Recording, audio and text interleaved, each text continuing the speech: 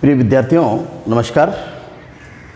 आप देख रहे हैं लक्ष्यकार सर हिंदी वाले हिंदी यूट्यूब शिक्षण चैनल और मैं हूं श्रवण कुमार लक्ष्यकार।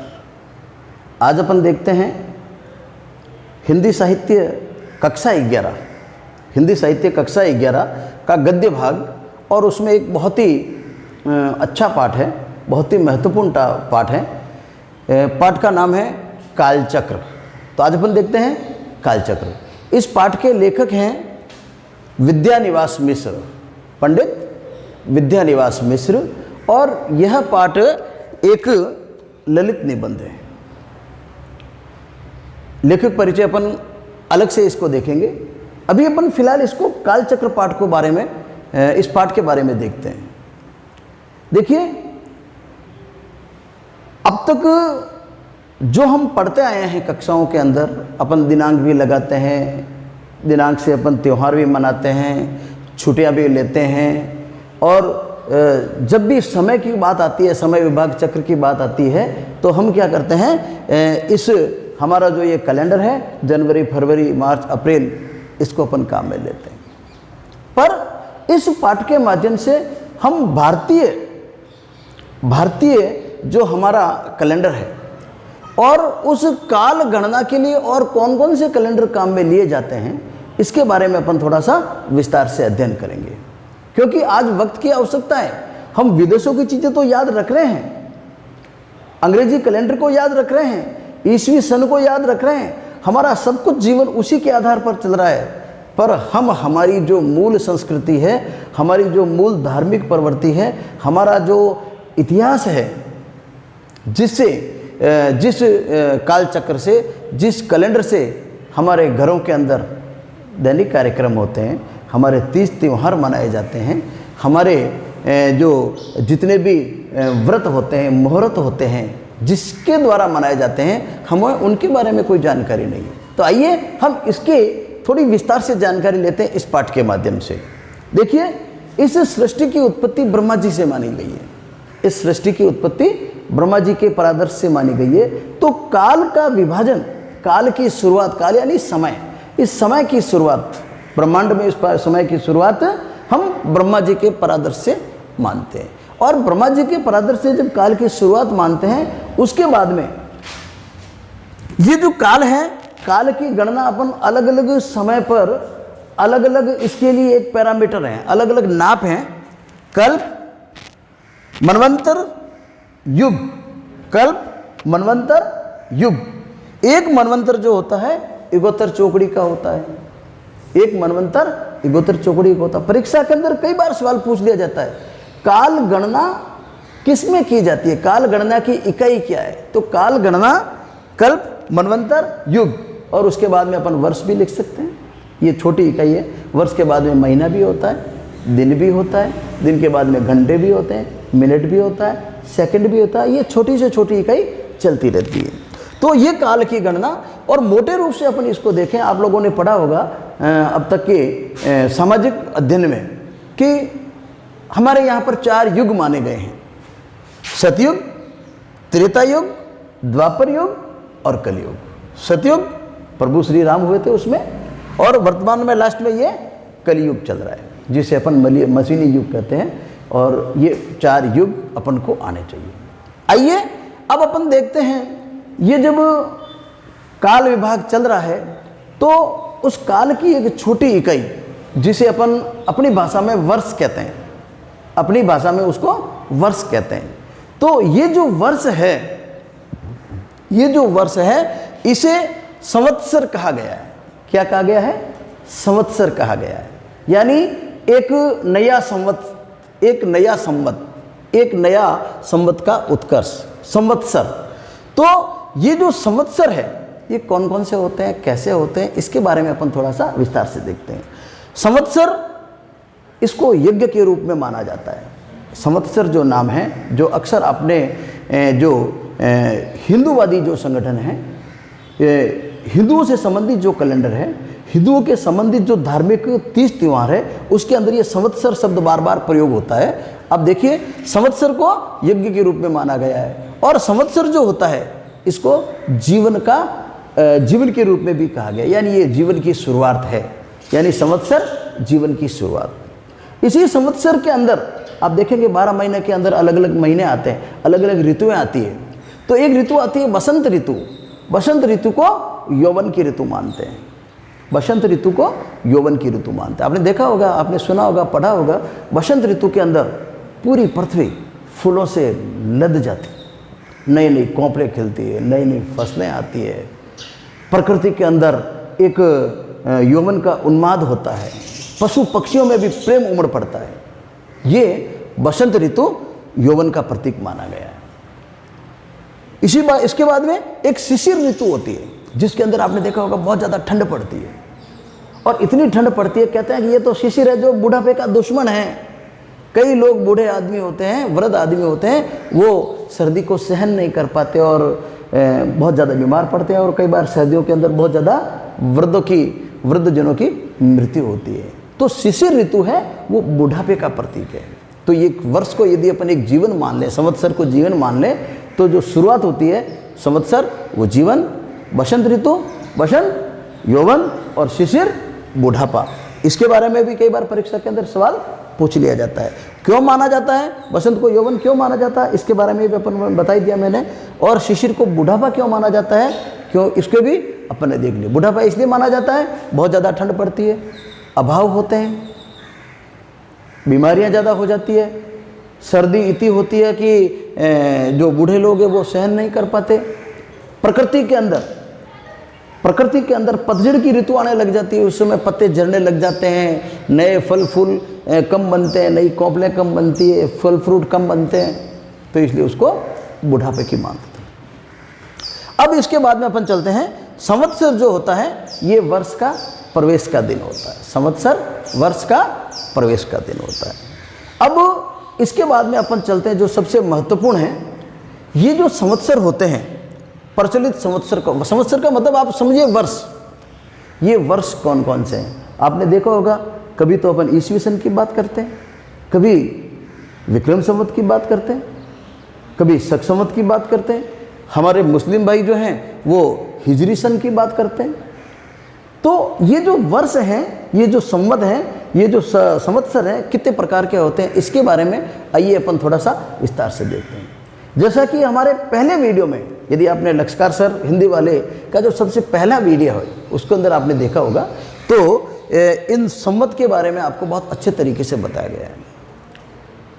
आप देखिए, अभी वर्तमान के अंदर जो हम दिनांक चलाते हैं, सन चलते हैं, वर्ष इस समय 2020 चल रहा है, वर्ष 2020।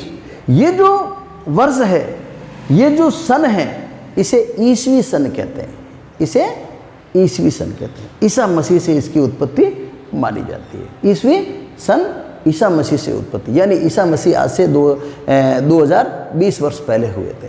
तो ये ईसवी सन 2020। जनवरी, फरवरी, मार्च, अप्रैल, मई, जून, ये जो वर्ष हैं, ये जो महीने हैं, ये जो दिन हैं, ये जो तारीखें हैं, ये सभी ईसवी सन हैं। बिल्कुल क्लियर कर ले आप। इस ईसा मसीह से, ये जो ईसा मसीह हुए थे, इन ईसा मसीह से 57 साल पहले, ईसा मसीह से 57 साल पहले यहाँ पर बहुत बड़े हिंदू सम्राट भारत के अंदर विक्रमादित्य हुए थे, और उन्हीं विक्रमादित्य के राज सिंहासन, राज्यारोहण हुआ था। उसी दिन से विक्रम संवत माने जाते हैं। विक्रम संवत, उसी दिन से विक्रम संवत माना जाना है। यानी जिस दिन चंद्रगुप्त विक्रमादित्य का राज्यारोहण हुआ था, राज्याभिषेक हुआ था, उस दिन विक्रम संवत माने जाते हैं। तो आप देखिए, अभी चल रहा है ईस्वी सन 2020, और इसके अंदर यदि अपन 57 जोड़ देते हैं, क्योंकि ईसा मसीह से 57 साल पहले, तो इसके अंदर यदि 57 साल जोड़ देते हैं तो 2077, तो अभी विक्रम संवत 2077 चल रहा है। निश्चित रूप से आप इसको ध्यान रखें, क्योंकि ये विक्रम संवत बार बार जब अपन इतिहास की किताब पढ़ते हैं, जब अपन लेखक परिचय पढ़ते हैं, लेखक की जीवनी पढ़ते हैं, तो उस समय विक्रम संवत का वहाँ पर उल्लेख हुआ होता है। तो हम कंफ्यूज नहीं हों, विक्रम संवत को ईस्वी सन में बदल सकते हैं, 57 घटा दिए, और ईस्वी सन को विक्रम संवत में बदल सकते हैं, 57 जोड़ देते हैं। तो विक्रम संवत के बाद, विक्रम संवत ईस्वी संवत हो गया। अब इसके बाद में आता एक सन और है, जिसे अपन कहते हैं शक संवत। ये जो शक संवत होता है, ये कुषाण राजा, कुषाण जाति थी, कुषाण राजा कनिष्क, बहुत इतिहास में बहुत ही प्रसिद्ध राजा हुआ है। कुषाण राजा कनिष्क राजा का राज्याभिषेक जिस दिन हुआ था, कनिष्क राजा का जिस दिन राज्याभिषेक हुआ था, उसी दिन से शक संवत की शुरुआत कर दी कि भाई आज से ये अपनी गिनती शुरू है। तो ये जो गिनती है, अब ये कब आएगा ये शक संवत? ईसा मसीह से 78 साल बाद में, ईसा मसीह से 78 साल बाद में, ईसा मसीह से 78 साल बाद में, यानी अभी जो वर्तमान में ईस्वी सन 2020 चल रहा है, इसमें से यदि अपन 78 साल घटा देंगे, क्योंकि ईसा मसीह से तो ये एक से शुरू हो गया था, 0 से शुरू हो गया था, तो 78 साल चलने के बाद ये शुरू हुआ, तो 78 साल वापस घटाएंगे उसमें से, तो 2020 में से यदि 78 साल घटा देते हैं तो ये आता है 1942। तो अभी जो शक संवत चल रहा है 1942 चल रहा है। तो शक संवत 1942, विक्रम संवत 2070 और ईस्वी सन 2020, इन तीनों का रिलेशन आप लोगों को समझ में आना चाहिए। इसके बाद में हिजरी संवत, जिस दिन मोहम्मद साहब मक्का से मदीना गए, जिस दिन मोहम्मद साहब मक्का से मदीना गए, ये बहुत एक पवित्र धार्मिक यात्रा थी उनकी, और उसी यात्रा को एक यादगार रखने के लिए हमारे जो मुस्लिम भाई हैं, मुस्लिम धर्मावलंबी हैं, ये हिजरी कैलेंडर मानते हैं, हिजरी संवत को मानते हैं। आपने देखा होगा कि मुहर्रम आ रहा साहब, रमज़ान आ रहा है, ये रमज़ान क्या है? हिजरी महीनों के अंदर हिजरी संवत में महीने का नाम है। हिजरी वर्ष में, हिजरी कैलेंडर में महीने का नाम है रमज़ान, मुहर्रम ये महीने का नाम है। ये 12 महीने इस प्रकार ये जो हैं हिजरी संवत के 12 ही महीने। ये 12 महीने कौन कौन से हैं इसके बारे में मैं आपको अलग से बताऊंगा। तो ये कुल 4 महीने हो गए, ये 4 अलग अलग प्रकार के जो संवत हो गए, सन हो गए, जिसको अपन को लंबे मतलब मोटे रूप से अपन को इनको पढ़ना है। धार्मिक दृष्टि से, हिंदुओं के धार्मिक दृष्टि से आप लोगों ने देखा होगा कि जितने भी 30 त्यौहार होते हैं, दीपावली कब ऐसा, कार्तिक की अमावस्या को ऐसा, राखी कब ऐसा के श्रावण की पूर्णिमा को है सब, होली कब ऐसा के ये फागुन की पूर्णिमा को है। तो ये चैत, वैशाख, ज्येष्ठ, आषाढ़, फागुन, 30 त्यौहार, व्रत, ये सारी जो चीज़ें हैं हिंदू धर्म की जो पूरी जो नींव है वो विक्रम संवत पर लगी हुई है। तो चूँकि हम 11वीं और 12वीं में पढ़ने लग गए और अपन बड़े हो गए और आज अपन को अपने धर्म की भी जानकारी नहीं, हमारे कैलेंडर की जानकारी नहीं, हमारी तिथियों की जानकारी नहीं, इससे ज़्यादा हमारे लिए विडंबना और दुख की क्या बात होगी। तो प्रिय विद्यार्थियों, आपको विक्रम संवत पूरी तरीके से तैयार होना चाहिए, पूरी तरीके से विक्रम संवत आना चाहिए। कौन कौन से महीने, कौन कौन से 30 त्यौहार, कौन कौन सी तिथियाँ, कौन सी अच्छी, कौन सी बुरी, और इसके सारे जो हमारे कंठस्थ होने चाहिए। क्योंकि यदि हम इनको नहीं पढ़ेंगे, नहीं याद करेंगे, तो हम आने वाली पीढ़ियों को क्या देंगे? हम पीढ़ियों को बताएंगे कि हमारे बड़े कुछ ध्यान नहीं रखते थे। तो हमारी पीढ़ियों को देने के लिए भी, पीढ़ियों को आगे से आगे ये ज्ञान स्थानांतरित करने के लिए भी कम से कम हमको विक्रम संवत की पूरी जानकारी होनी चाहिए। आइए अब अपन देखते हैं विक्रम संवत और शक संवत, इन दोनों में क्या समानता है और दोनों में क्या अंतर है। जैसा कि आप लोगों ने देखा कि जो विक्रम संवत है, ये विक्रम संवत ईस्वी सन से 57 साल आगे चलता है। यानी ईसा मसीह से 57 साल पहले चंद्रगुप्त विक्रमादित्य का राज्यारोहण हो गया था, इसलिए 57 साल आगे चलता है। ईस्वी सन 2020 चल रहा है अभी, ईस्वी सन 2020 चल रहा है अभी, तो विक्रम संवत चल रहा है 77, विक्रम संवत 2077 इस समय चल रहा है। इसी प्रकार शक संवत है कुषाण राजा कनिष्क के राज्याभिषेक से, और यह हुआ था ईसा मसीह से 78 वर्ष बाद में। ईसा मसीह से 78 वर्ष बाद में, 78 वर्ष का मतलब यह हो गया कि ईसा मसीह यदि 0 से शुरू होते हैं तो 78 साल के बाद में उनका वर्ष शुरू हुआ। तो अभी वर्तमान में यदि 2020 ईस्वी चल रहा है, 78 साल उसमें से घटाएंगे, तो उसमें से यदि 78 साल घटाते हैं 1942 आ जाते हैं। तो अभी शक संवत 1942 चल रहा है। अब अपन देखते हैं इन दोनों में समानता क्या है। देखिए दोनों में परीक्षा की दृष्टि से, मान लो अब आपके 11वीं में नहीं आ रहा है, 12वीं में भी नहीं आ रहा है। कल को आप कॉलेज में जाओगे, आगे की कक्षाओं में जाओगे, हिंदू धर्म के बारे में आप कहीं पर रिसर्च करोगे, पीएचडी करोगे, कोई कंपटीशन की परीक्षाएं होगी, और उसके अंदर चूंकि आप हिंदी साहित्य के विद्यार्थी हैं, आपको ये चीज़ आनी जरूरी है। इसलिए इस चीज़ को समझें आप। दोनों में समानता, दोनों में समानता। पहली समानता यह है कि ये भी हिंदू कैलेंडर है, हिंदू कैलेंडर, और ये भी हिंदू कैलेंडर है। यानी हिंदू धर्म में इन दोनों को माना जाता है। पहली समानता तो यह है कि दोनों ही हिंदू कैलेंडर है। दूसरी समानता यह है कि जो महीने इसमें हैं वो के वो महीने इसमें हैं। यानी महीने 12 होते हैं वर्ष में, चैत्र, वैशाख, ज्येष्ठ, आषाढ़, श्रावण, ये जो महीने हैं फागुन तक 12 महीने, ये के ये महीने इसमें भी है और ये के महीने इसमें भी है। नाम चेंज नहीं है। जैसे ईस्वी में कर दिया साग, जनवरी फरवरी कर दिया, हिजरी में मुहर्रम और रमजान वगैरह ये कर दिए, पर इन दोनों में नाम बराबर है। तो दोनों में दूसरा अंतर ये हो गया, पहला तो ये हो गया, दूसरे महीने एक समान, 12 महीने एक समान। कौन से?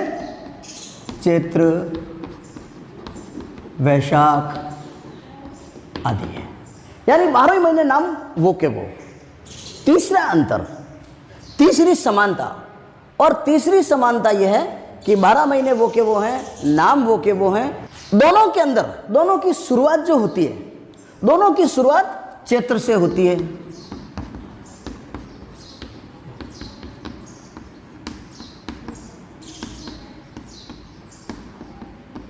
चैत्र माह से शुरुआत,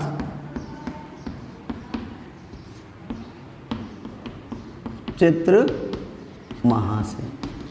यानी देखिए दोनों के अंदर महीने भी वो की वो, शुरुआत भी चैत्र से, और दोनों ही हिंदू कैलेंडर। तब इतना सारी समानता है, तो अब प्रश्न उठता है फिर दोनों में अंतर क्या है? फिर दोनों में अंतर क्या है? देखिए इसके अंदर एक बहुत छोटा सा अंतर है, पर वो अपने आप में बहुत बड़ा अंतर है। और वो अंतर ये है कि जैसा कि आप जानते हैं हिंदी महीनों के अंदर ये जो विक्रम संवत और शक संवत होते हैं, इनके अंदर 2 पक्ष होते हैं। कौन से?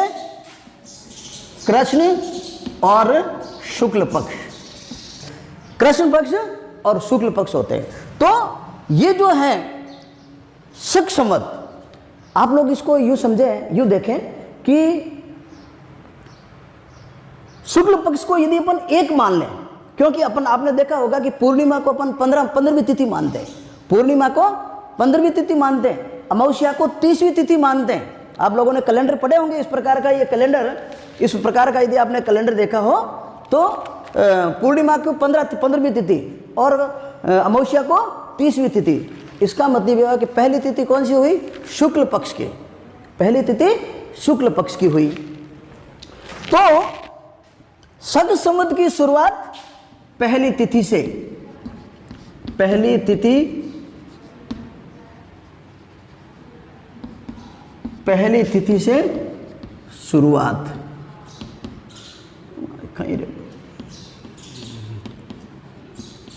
होती है।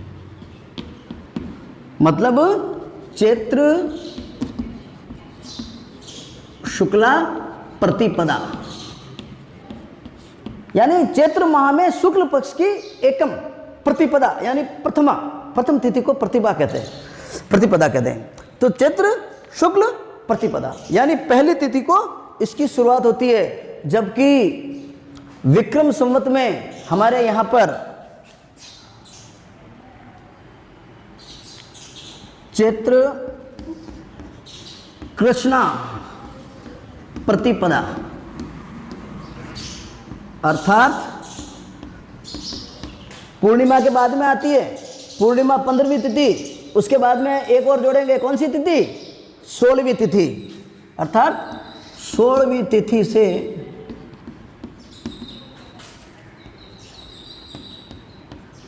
शुरुआत मानी जाती है। तो ये दोनों के अंदर एक थोड़ा सा अंतर आ गया।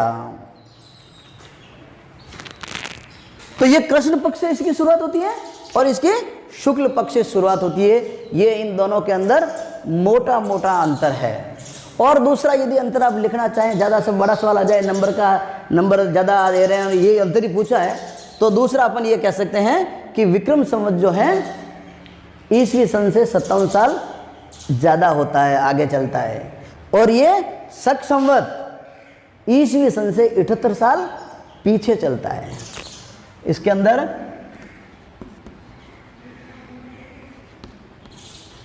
ईसवी सन प्लस 57 और यहाँ पर ईसवी सन माइनस 78, ये इन दोनों के अंदर अंतर और समानता है। परीक्षा की दृष्टि से 11वीं में चाहे इतनी आपको गहराई से नहीं आए, पर जो कंपटीशन के जो विद्यार्थी हैं उनको इस चीज़ के बारे में थोड़ा विस्तार से अध्ययन करना चाहिए, देखना चाहिए, समझना चाहिए। आप सभी का बहुत बहुत धन्यवाद। जो कक्षा 11 के विद्यार्थी हैं, ये हमारा कालचक्र का एक भाग था, क्योंकि कालचक्र थोड़ा विस्तार से अपन पढ़ेंगे तो इसको एक अलग वीडियो में इसको अपन पूरा करेंगे। तो आप जरूर अगला वीडियो जरूर देखें कालचक्र में। आप सभी का बहुत बहुत धन्यवाद। आप देख रहे थे लक्ष्यकार सर हिंदी वाले यूट्यूब चैनल। चलते रहिए हमारे साथ। मेरी हिंदी मेरी शान। आप सभी का बहुत बहुत धन्यवाद। जय हिंद, जय भारत।